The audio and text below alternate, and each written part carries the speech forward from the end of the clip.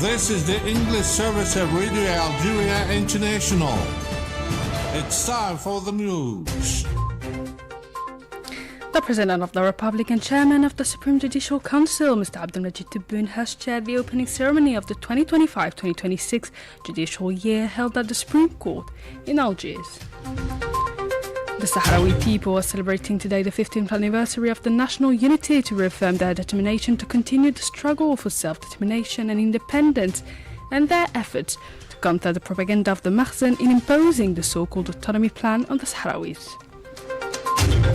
The Arab Anti-Parliamentarian Union has held the recently concluded agreement aimed at putting an end to the Israeli acts of aggression against the Gaza Strip and implementing a fair and comprehensive peace process in order to achieve stability to the region.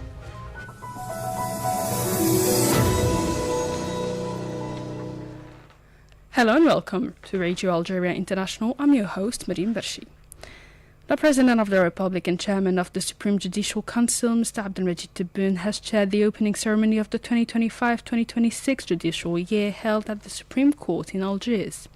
The opening ceremony of the new judicial year was attended by senior state officials, members of the government, and senior executives. The Governor of the Bank of Algeria, Salah-Eddine Taleb, will take part in the annual meetings of the International Monetary Fund, IMF, and the World Bank in Washington as from tomorrow, Monday.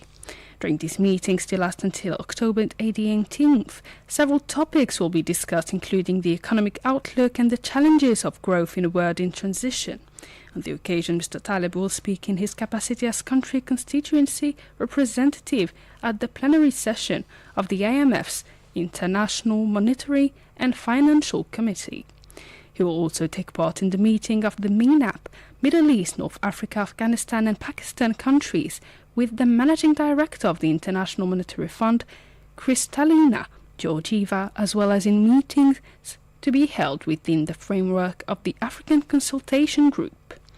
The Governor's agenda includes bilateral meetings with, among others, the Director of the Middle East and Central Asia Department at the IMF, as well as with officials from international financial institutions and central bank governors.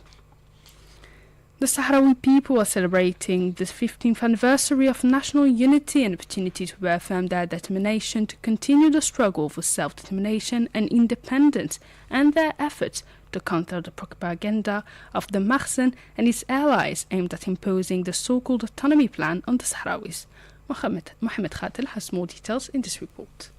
In his speech, the chairman of the Algerian National Committee for Solidarity of the Sahrawi People, Said Ayashi, stressed the need to respect international law by organizing a referendum on self-determination in Western Sahara, calling on the UN and the international community to stand up to Morocco's policy of fait accompli in the Sahrawi territories. The chairman of the committee recalled that Sahrawi people are experiencing an immense violent tragedy and injustice, stressing that Western Sahara has been registered with the UN since 1963 as a non-self-governing territory and is on the list of decolonization issues. He added that as such, the Sahrawi people have an unalienable right to self-determination and independence in accordance with Resolution 1514 of the United Nations General Assembly. He recalled that the International Court of Justice, the Court of Justice of the European Union and the African Court on Human and People's Rights clearly recommend a process of decolonization through a referendum on self-determination to be organized under the supervision of the United Nations. For more than 30 years, Morocco has been resorting to delaying tactics, blockades, obstacles, and endless procrastination to prevent any progress or development that could lead to a just and definitive solution in accordance with international law and respectful of the will of the Sahrawi people. Mr. Ayashi insisted that Western Sahara is not Morocco, that Morocco must withdraw from Western Sahara, and that the international community must strongly oppose this blatant violation of international law by Morocco. Meanwhile, Sahrawi ambassador to Algiers, Khatri Haddou, highlighted the will of the Sahrawi people to continue the struggle until achieving its legitimate right not only to self-determination but to independence and the sovereignty of the Sahrawi Arab Democratic Republic. He also stressed that the 15th anniversary of national unity is an opportunity to reiterate the Sahrawi people's determination to fight at all fronts, including armed struggle as well as political and diplomatic struggle. Volonté pour continuer la lutte jusqu'à... It shows the will to continue the struggle until achieving its legitimate right not only to self-determination but to independence, to full and definitive sovereignty of the Sahrawi Arab Democratic Republic. Today is a memorable day in a sense that the Sahrawi people seized this opportunity to reiterate this will. And 50 years of struggle, fight and resistance is the guarantee. It is the best guarantee that the Sahrawi people are decided to continue the fight, and they will do it on all fronts, not only the armed struggle as it is legitimate, but also the political and diplomatic struggle in addition to international law and humanitarian law. That was the Sahrawi ambassador to Algiers, Khatri Addo. Addressing the Fourth Committee of the United Nations General Assembly in New York, which deals with special political and decolonization issues, Algerian petitioners have called on the UN to hold a referendum on self-determination in Western Sahara as soon as possible. In his speech, the chairman of the Algerian National Committee for Solidarity with the Sahrawi people, Saïd Ayyessi, stressed the need to respect international law by organizing a referendum on self-determination in Western Sahara, calling on the UN and the international community to stand up to Morocco's policy of fait accompli in the Sahrawi territories. The chairman of the committee recalled that the Sahrawi people are experiencing an immense violent tragedy and injustice, stressing that Western Sahara has been registered within the UN since 1963 as a non-self-governing territory and is on the list of decolonization issues. He added that such, the Sahrawi people have an inalienable right to self-determination and independence in accordance with Resolution 1514 of the United Nations General Assembly. The Arab Anti-Parliamentarian Union has held a recently concluded agreement aimed at putting an end to the Israeli acts of aggression against the Gaza Strip and implementing a fair and comprehensive peace process in order to achieve stability to the whole region. Mohamed Khatir reports. In a communique signed by the union's chairman and Speaker of the National People's Assembly, Brahim Boughali, the Arab MPs trust that this long-awaited moment shows that the will for peace and dialogue has won over the logic of war and violence. This, they went on to say, has caused destruction and sufferings to a people blamed for having claimed its legitimate rights to life and to setting up its independent state. The Arab MPs praised the agreement that not only put an end to sufferings and gave hopes to the peoples of the region, hoping that the Israeli authorities would fulfill their commitments and abide by the agreement. This came as the Palestinian Hamas movement reiterated the necessity to unify the Palestinian positions in the light of the latest developments. Evoking the issue, the movement's representative here in Algiers, Youssef Hamdan, said the following. I can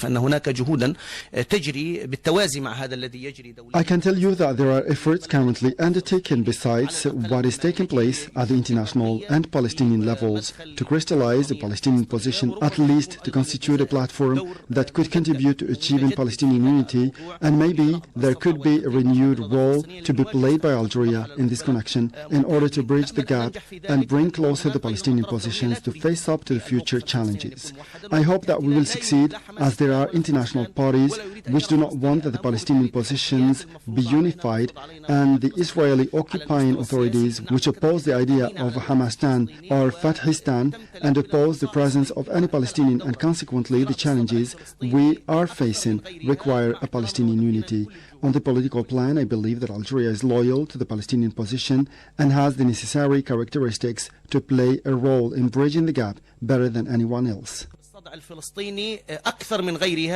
Earlier, the ambassador of the State of Palestine here, Faiz Abu Aita, hailed Algeria's stance recently reiterated by President Abdelmadjid Tebboune, in which he affirmed that the end of the occupation and the setting up of an independent state within the 1967 borders was the only means of settling the conflict and achieving peace, rejecting as unacceptable the idea of any other solution or alternative settlement. And in Cameroon, voters have begun casting their ballots in the presidential election, in which incumbent Paul Biya is seeking an eighth term 1.8 million Cameroonians are set to vote today in this single-round election. Paul Biya, 92, will face 11 candidates in the election, including Issa Chiroma Bakari, 79, his main rival who left the government in June and joined the opposition after 20 years in the presidential camp. The Constitutional Council has until October 26 to announce the final results. In 2018, they were announced 15 days after the election. 15,000 local and international election observers, including the African Union, are supervising the elections. The chairman of the African Union AU Commission, Mahmoud Ali Yusuf, said he was following recent political and security developments in Madagascar with deep concern and expressed the Pan-African organization's willingness to support efforts for a rapid return to stability in the country. In a statement posted on social media, Mahmoud Ali Yusuf wrote that the AU Commission is following with deep concern the recent political and security developments in Madagascar, marked by popular demonstrations in Antananarivo. The Commission chairperson hailed the government's renewed commitment to dialogue and urged all Malagasy stakeholders to exercise calm and restraint and to prioritize peaceful and consensual solutions to the current situation. He also calls on all Malagasy parties to show responsibility and patriotism and to work to preserve unity, stability and peace in the country in full compliance with the Constitution and established institutional frameworks. Earlier today, Madagascan President Andry Rajoelina declared that an illegal and violent attempt to seize power, contrary to the constitution, was underway in the country, which has been the scene of anti-government protests. And in Afghanistan, the Defense Ministry said the armed forces had successfully carried out the operations launched against the Pakistani security forces in retaliation for repeated violations of its airspace.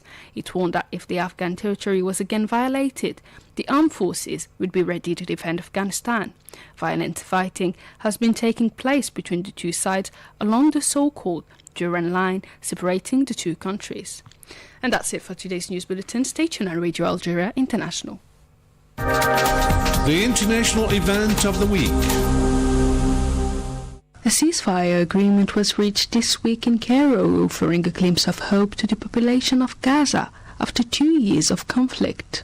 The announcement was made by US President Donald Trump, who affirmed that the two parties at issue have signed off on the first phase on his 20-point peace plan on Gaza.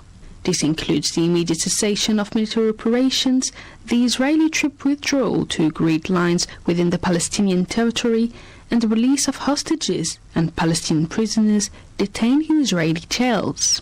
The ceasefire also allows for the reopening of crossing points to give access to humanitarian aid. Asked on what leverage does each side have to hold the agreement, our political analyst Hamoud Salhi had this to say. This agreement speaks to the struggle and resistance of Palestinians. It is what kept them and gave the Palestinians negotiators the strategic depth and leverage to press the Zionists and get them to agree to the terms of the agreement. This agreement will bring a halt to the genocidal Israeli campaign against the Palestinians, resume humanitarian aid, and free hundreds of Palestinians in Israeli jail. And most important, no Palestinians will be forced to leave Gaza as stated in the Trump's 20-point plan. Except for its barbaric actions, killing innocent people and destroying every aspect of Gaza life, Israel has no leverage. Israel has used the world institutions' ineffectiveness to carry on with its genocide, but it failed miserably because its actions have been met with grassroots nationwide resistance and more recently, government's condemnation. In addition, over the last 2 years, the Israeli Prime Minister has faced tremendous domestic pressure to bring the hostages home, putting at risk his government to fail.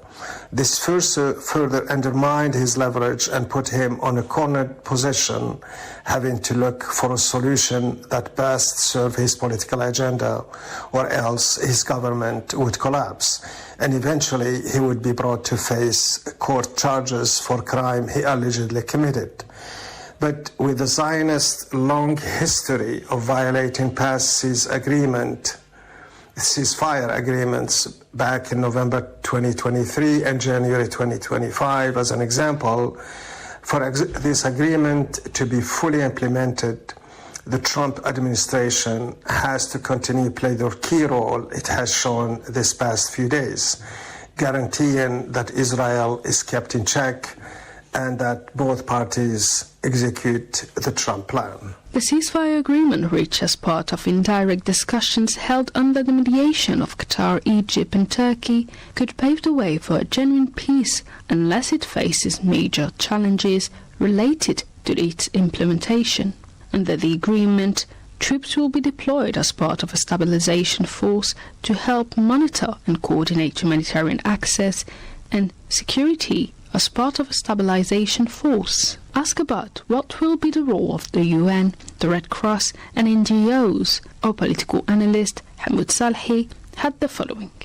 The United Nations, the Red Cross, the World Food Programme and other NGOs' main role in Gaza is to deliver the necessary humanitarian aid to the people. The United Nations and its humanitarian partners are ready to enter Gaza, but they are waiting for the green light from the Jewish state. Given the level of need, the United Nations is seeking all entry points to Gaza must be opened and deliver aid at a much, much greater scales, according to UN Humanitarian Chief Tom Fletcher. According to media reports, the United Nations agencies provided food at 400 distribution sites across the famine-stricken Gaza Strip before Israel sealed it off in March this year. According to Fletcher, the United Nations will be guided by the 20-point ceasefire plan put forward by the US President, which emphasizes, his quote, the importance of the United Nations role being at the heart of the humanitarian response. The UN current plan expects to increase the number of trucks daily to reach 600 trucks and to reach 2.1 million people and 500,000 with nutritional supplements. It is yet unclear when and how the UN will resume its humanitarian mission, especially to distribute food. There is no timetable when Palestinians will have access to food, as crossing points remain closed. At the same time, Israeli bombardment of Palestinians continues despite the ceasefire agreement. The United States has deployed 200 American forces, and there are plans to establish a U.S. Central Command-led civil military coordination center to support, according to the U.S., conflict stabilization. As such, the role of the United Nations is crucial. It is to ensure first that aid is delivered and that it is accessible to all Palestinians, which translate into having all entry points to Gaza be open. The UN must also lead these efforts. The United Nations agencies have a long established history working in this region, and they are the best in reaching the people and to serve the Palestinian the best. The announced ceasefire are described as a historic moment by President Trump, who stressed that is seen by the US as a legacy moment that contributes to ending a costly war and restoring its regional stature. However, the extent of the US involvement raises concerns about the future of the Palestinians, as the US peace plan makes no reference to the West Bank and to the settlement building there. Ask about why the US is pushing this plan now and what are its strategic interests. Our political analyst based in California, Hamoud Salhi, commented the issue. No doubt this plan has serious problems, but and it shows how much the Palestinian resistance has shown flexibility to bring some reliefs to the Palestinian. It is in this context finding a way to help the Palestinians and end the misery, the famine, the atrocities that they were facing that the Palestinians have accepted. As such, the Trump plan for Gaza talks about peace, but it feels detached from the people it claims to help. It begins with a ceasefire, but after that, the plan loses all clarity. There is no roadmap for freedom, no vision for sovereignty, and no real role for Palestinians in deciding their own future. This is something that the Palestinian resistance have fought and has put and is hoping to see it established, that the Palestinians will be in charge of their own destiny.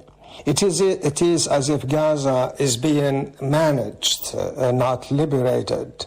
The plan treats Palestinians as a humanitarian problem to be contained, not as a nation with rights, history, and a voice.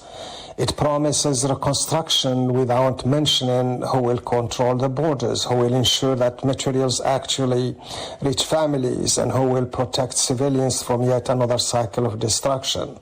There is no specific plan to address those issues.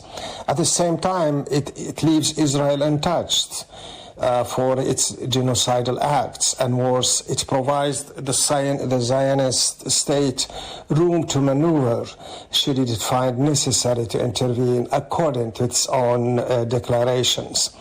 The plan has no specific tool to stop Israel from reneging from the agreement and return to its genocide activities as it has done in the past, especially once the Israelis receive all hostages. Beneath the optimism lies a deep uncertainty about the permanence of the ceasefire, whose implementation requires trust so that it will not be just a temporary truce. The ceasefire reached this week constituted a major breakthrough that can contribute to restoring peace and providing long-awaited relief to the Palestinians.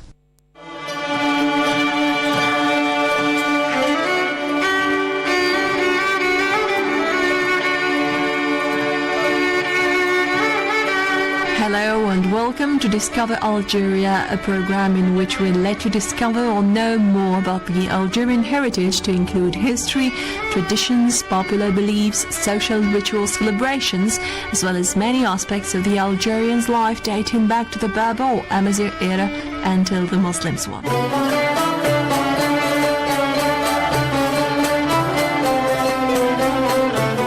This week I'll take you to the town of Miliana, located 160 kilometers southwest of Algiers. Miliana, which is the Arabic for the plentiful, is geographically located south of the Dahra Massif at 740 meter high on the wooded southern flank of Mount Zakar, 5 kilometers north of the Shelif River and overlooking the Zakar Plateau to the west. Now some history about this old city. Let's start with the Roman era. Miliana was an ancient town in the Roman province of Mauritania, Caesariensis. Some said that Miliana is a derivative of the Latin name of the daughter of Roman patrician, namely Manlia, owners also of a large estates in the area.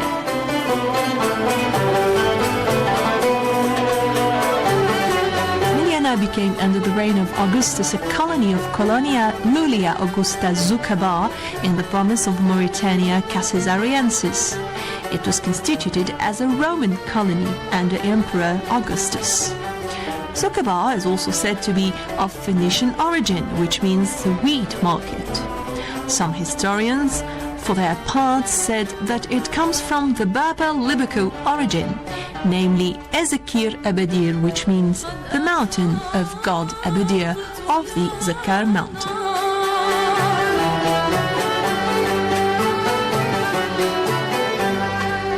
According to documents also found in Miliana, a funerary stele actually mentioned that the great son and the great-great-son of Pompey, a military and political leader of the late Roman Republic, were buried there. In late antiquity, it was an episcopal see, which is the official seat of a bishop, and has been, since 1967, a titular see, which is a former diocese that no longer functions of the Catholic Church.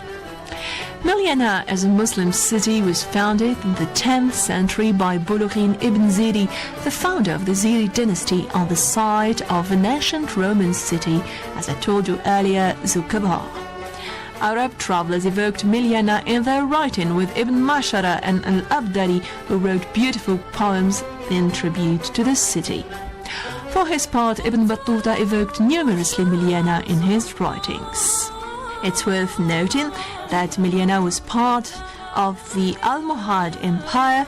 It was also the headquarters of the Beni Ghanya tribe, and it was also part of the Maghrawi conquest, and particularly at the Yahya ibn Ghanya reign. In 1372, Ibn Khaldun described the city there in his books and said that it was part of the Maghrawa Bni Wursifan tribe in the Shalif plain, quoting also Bulughyn that he drew the plan of the Jazair, Milyana and Limdiya. In 1830, the town came under the control of the Emir or Prince Abd al-Qadir and became a major stronghold against the increasing French occupation of Algeria. It was also a cultural center which was traveled from everywhere to visit it and learn from its scholars. If we come back to the Roman era, I just want for the little story to tell you that Zukabar is featured in the film Gladiator, where it is falsely introduced as the name of a Roman province. The Muslim quarters in Milyana contains a covered marketplace. It has a modern section of the town center known as the Place Corneau, or the Place of the Clock, and it's shaded with centuries, trees, and contains a clock tower, formerly a minaret. Milyana is primarily an agricultural town. Its vineyards, orchards, and gardens, which lie below the town center, are fed by water from nearby mountains that usually have snow in winters. This what gave the city its name of Milyana, as its abundance was widely renowned. There were also in Milyana famous tile factories, flour mills, and other light industries.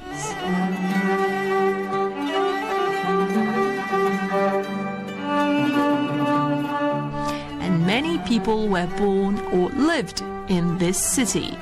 For instance, the well-known resistant Mustafa Farruhi, and the founder of the Algerian Muslim Scouts, namely Mohammed Bourras. There was also Augustin Ferrando, an Orientalist painter and director of the School of Fine Arts in Iran. And, of course, Sid Ahmed bin Yusuf al-Rashidi, whose mausoleum was classified as a historic monument in 1978.